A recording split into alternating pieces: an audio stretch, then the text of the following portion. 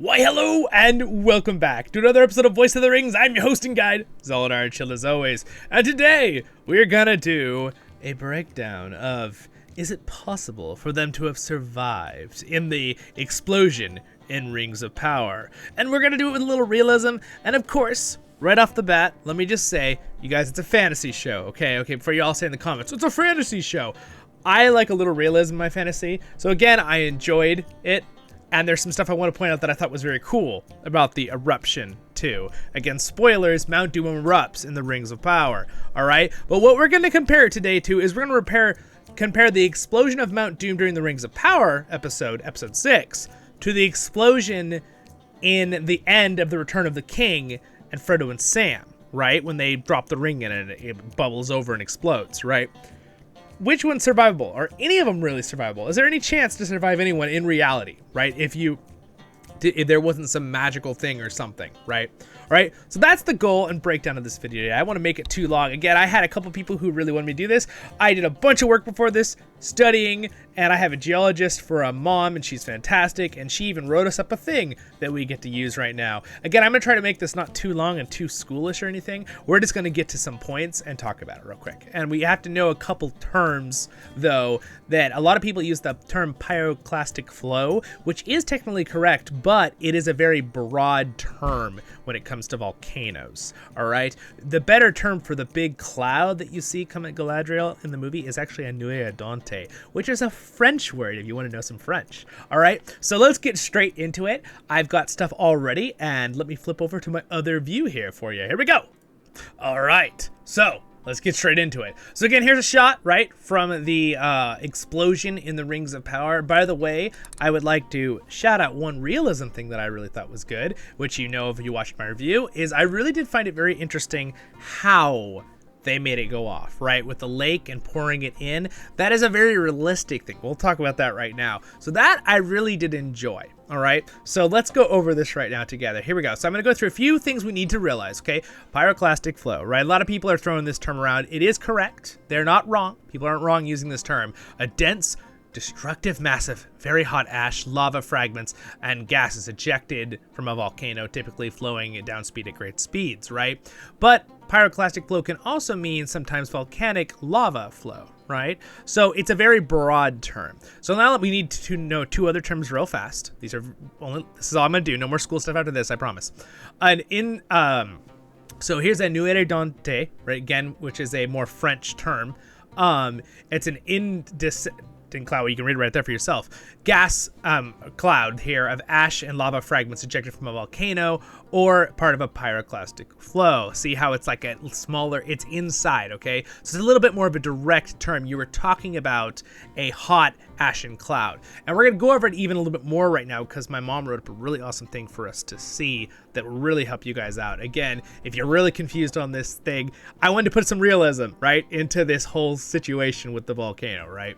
Volcanoes. And then of course there's lava flows, right? Are streams of molten rock that pour or ooze from an erupting vent. Lava is erupted during either a non-explosive activity or an explosive lava fountain, right? Usually it's a little slower. It depends. There's fast moving lava that's like more of rivery, and then there's very slow moving lava, okay? So, and the reason I want to point out the slow moving lava is I will find let me see if I can go straight to the picture.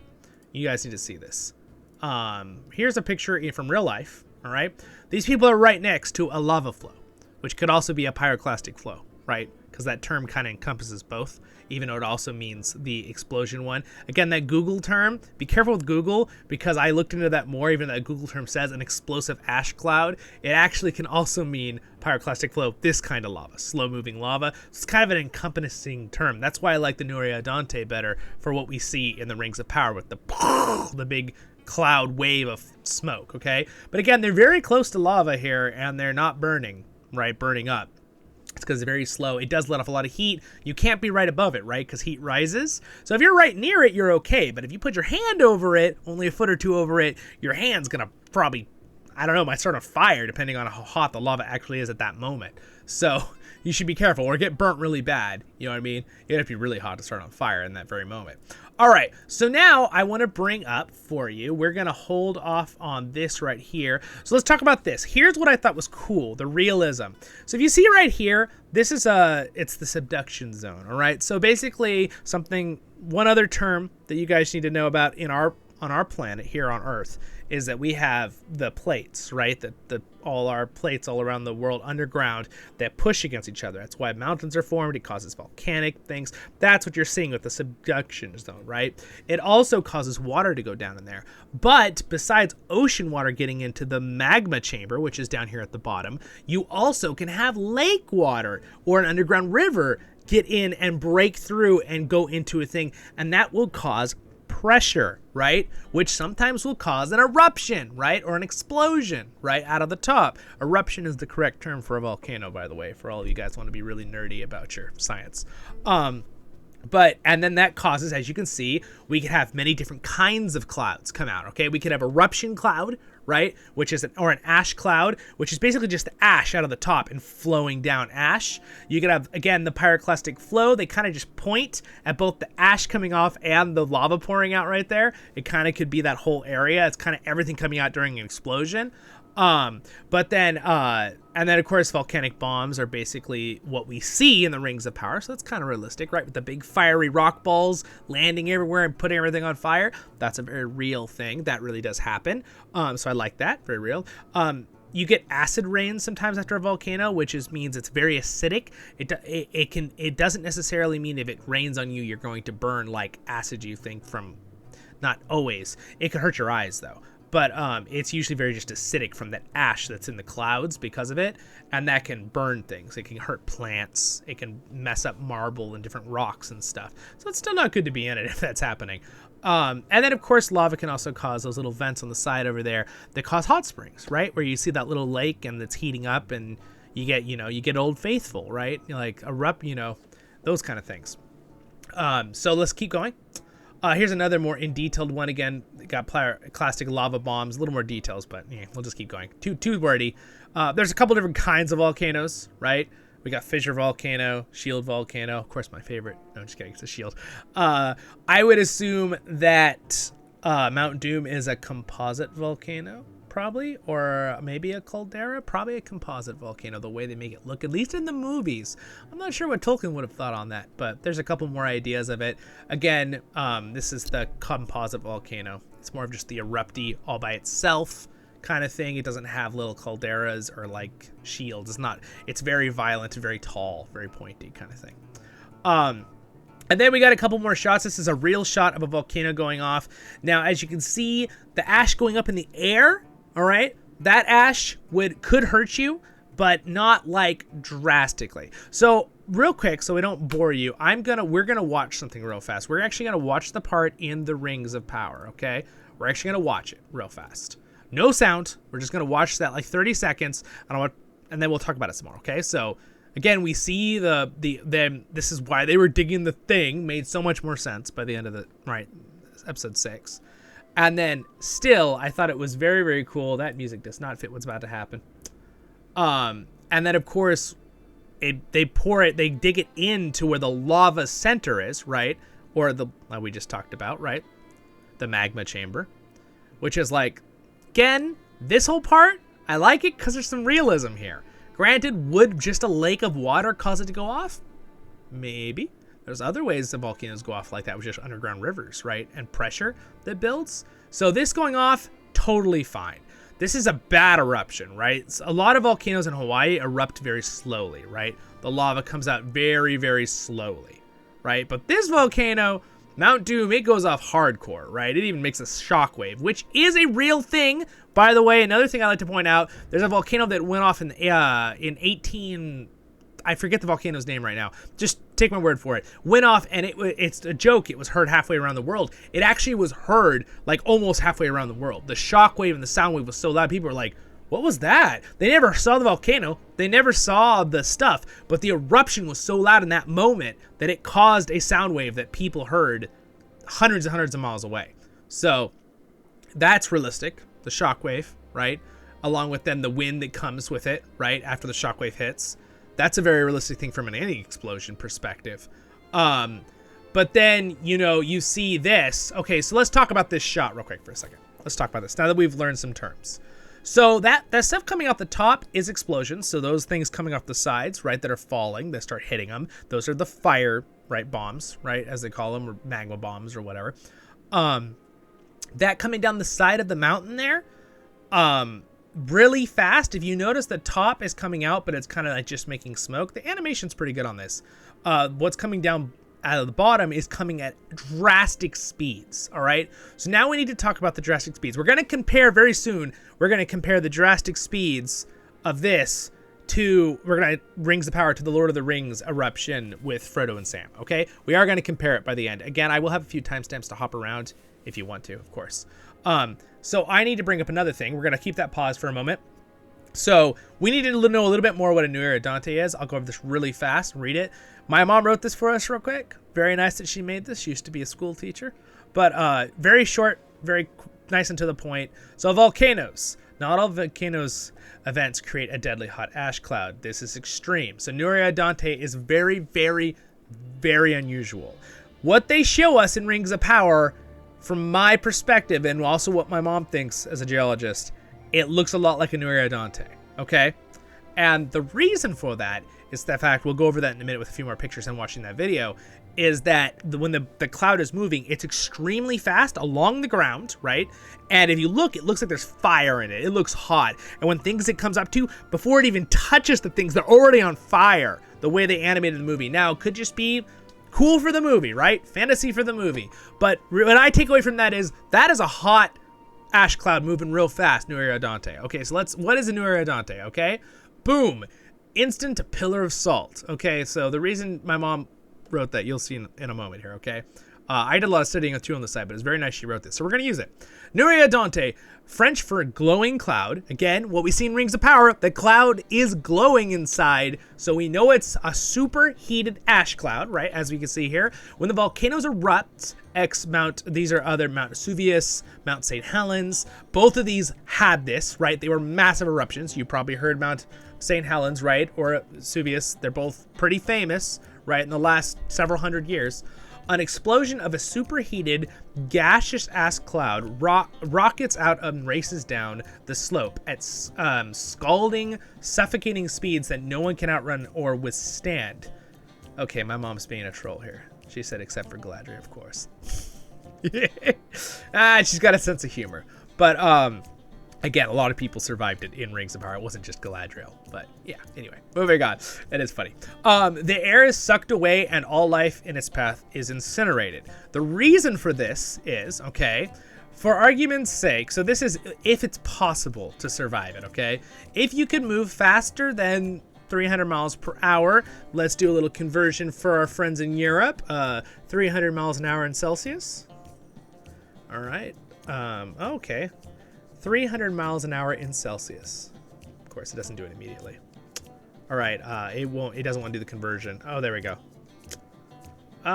So anyway, kilometers, excuse me, that's why, I don't know why I just said that twice. I just asked it to do, ignore that, just asked it to do miles into Celsius. It's not Fahrenheit. That's 482 kilometers an hour. It's miles per hour, what am I doing? So really, really fast. And if you had a deep mine shaft, you could jump into, so dwarves might be able to survive, down into. And if you had a non-explosive air tank, all right, so yeah. And if you had an absorbent-lined full suit covering all your body that is air-conditioned and a shovel. Because remember, this is hot. So the temperature is what I was trying to say. Convert, sorry. You might survive, or if you're Galadriel. Okay, we get it. All right, the Mount Vesuvius volcano, Italy, okay? So now let's talk about the Mount Vesuvius volcano in Italy, okay? So this is in 79, this is a real thing in real life. This is not fantasy Tolkien, right? This is a real thing that happened. In 79 AD, Pompeo, right, or Pompeii, excuse me, residents, a swift death. Anyway, it was very sad what happens. Okay, so this is one of those volcanoes out there, right? It's Pompeii. Basically what the Nuee Ardente is a salty pillar body cast of the Roman residents, because they were Romans, right, have been unearthed by archaeologists. So they've been digging them out for a long time because they were covered. Their body positions show the last moments of many humans and animals who died from this volcano eruption. Here's the temperature conversion that I wanted to show you guys. There it is right there. So a Nuee Ardente, a geologic hot ash explosion with temperatures of up to, what is 1,300 degrees Fahrenheit and Celsius? That's what I was trying to ask for. That is, for our European friends, 704 degrees Celsius. This is a geologic event like no other. Those caught by it died or suffocated and instantly dehydrated. So did they painfully die? Probably not. They were probably dead in less than a second. So because when it hits you, you're immediately mummified. All the water in your body immediately evaporates, and you're immediately turned basically to a pillar of salt when it goes over you. So, but let's say it's not hot, you still have to contend with the fact that you're not gonna be able to breathe. Our lungs are not designed to breathe rock and debris and ash. It's designed for a certain mixture of oxygen, carbon dioxide, and a little bit of other stuff, right? We're designed a certain amount to breathe. We cannot breathe rock, sadly. Today's era, museum photos, online statues of ash, many, and I have a few I can show you, of young men covering his mouth, people running in running positions, so they were running from it. Of course, you're not gonna be able to outrun it. It's moving at literally 300 miles an hour, and they're frozen. They're like frozen running because they were instantly turned to a statue, basically. Animals moving and a man peacefully accepting death, and another guarding his family by leaning over them. So like a whole family, and the guy was like over his family, and they're all frozen, right? So pretty crazy, pretty terrible event, okay? But again, this is why I'm comparing the real life a little bit. So here's one of the covering person, right? That he was just kind of like, he was covering his mouth, right? Because the smoke was coming over. So no doubt there was already ash around it, but then the ash cloud came, like that spewed out above, but then the hot ash cloud came and probably instantly turned him to this pillar of salt, okay? So that's a real person from thousands of, years ago. And then of course there's another person here, Nuee Ardente, that she added. But yeah, so that's important to realize, okay? So now let's watch this video again with that in mind, all right? Now that you know that. So let's watch the last bit of this, right? So again, lava bombs hitting everything. Very realistic with the lava bombs. That would definitely be happening from a big enough explosion. It probably happened in the Pompeii explosion back in real life. So this is very, very realistic with this stuff. You would see it coming, the wave that they have come in a moment, okay? Again, it would be loud and things would be being hit. But so now the argument comes down to the fact that could anyone live from this? And then also comparing, a lot of people have made the comment, well, Frodo and Sam lived in the other one. Well, we're going to talk about that in a moment. If there's a chance that they could have lived too. Where in reality, again, this is Rings of Power made this up with the explosion. This is Rings of Power, this isn't Tolkien, right? Now, I thought it was cool because how did Mount Doom explode, right? When did it start? So I thought it was a neat idea how they started up Mount Doom, even though it was already probably a dormant volcano, right? Dormant, not extinct. If it went off, it obviously wasn't extinct. Of course, we usually think it's extinct, but let's keep watching. All right, so now we see this shot, right? We see the shot of that cloud. Do you notice that the cloud, it's not just ash? Do you notice that it's glowing red inside? It's superheated. That cloud is hot. That is a hot cloud right there. Now, again, you get the regular ash and soot up high. This one, the way they animate it, by the way, kudos to the animators. Looks fantastic. Looks very realistic, okay? But the realistic thing that I'm worried about here is, could they live through it, okay? That's the thing I'm trying to point out here. All right, so again, let's see it. It's coming at them, and as it's coming at them, you see there's already ash falling and stuff, which is realistic. It's probably the guy the guy that in real life that died was covering his mouth. So as you can see, I don't know why. Did I just see a lightning bolt? I don't know whether it'd be a lightning bolt, but let's see that one more time. Sorry, the little play button's in the way. I did. Why are there lightning bolts in the... Okay, so I'm not sure why there were 3 lightning bolts right there. Maybe that was just cinematic effect, so we're not going to think about that. But as you can see, that cloud is hitting those houses and trees, and they are instantly going on fire. So, even before the cloud's going over them. So this thing is super heated. This thing is freaking hot, okay? So right now, your only chance is, like, realistically, if it was a normal ash cloud, you want to cover your mouth, you want to get behind a rock, right? Or some kind of big thing, or get down in something. You don't want to be buried alive, right? That would be bad too. So realistically, if this was not a super heated cloud, how could they survive? They could go and find shelter behind something, make sure they have coverings on their mouth, wet a rag, you know, that kind of thing. There's a way they could breathe to kind of filter the horrible ash and soot, right? But this looks like it's instantly obliterating the houses, fires coming through. Like, this is like, and all the sparks, this is like definitely Nuee Ardente, okay? So realistically, my determination, if from a realism point of view, is they all die, okay? They're all like Pompeii, right? Dead. Friola'd, right? They're all dead. They're all Friola'd. They all look like this person right here. Not the person checking the person, but this one right here that's like asleep.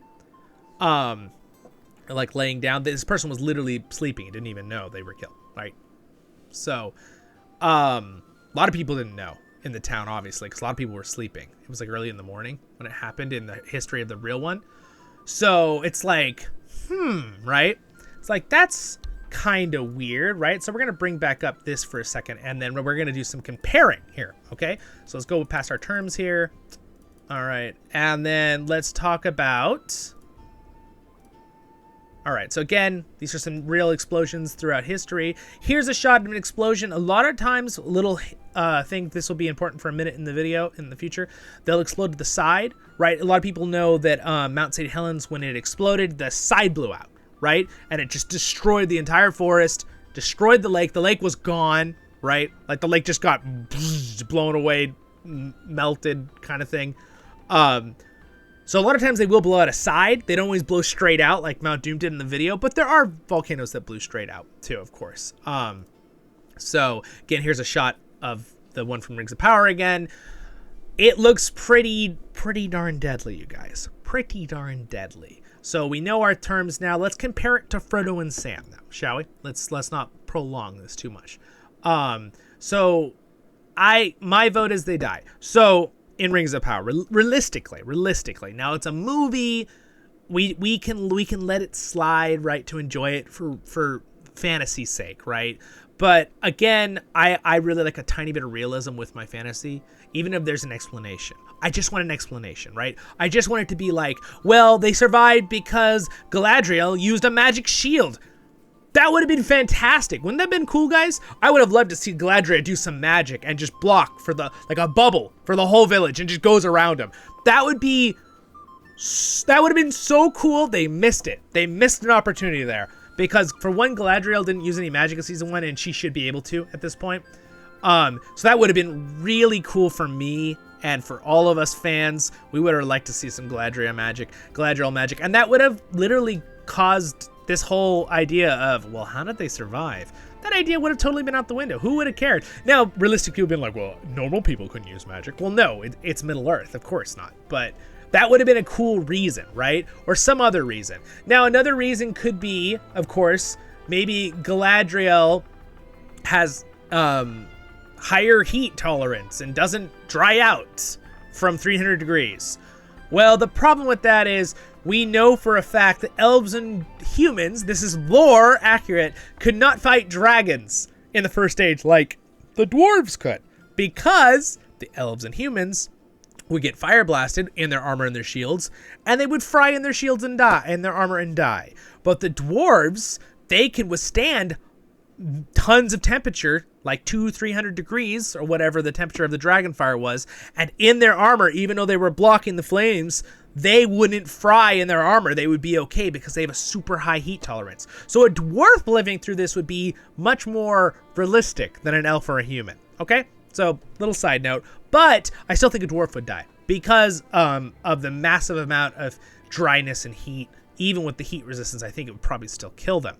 Nuee Ardente versus a dragon fire that's just one little area of a blast and then stops, right? It wouldn't probably be as hot. Maybe it wouldn't. I don't know.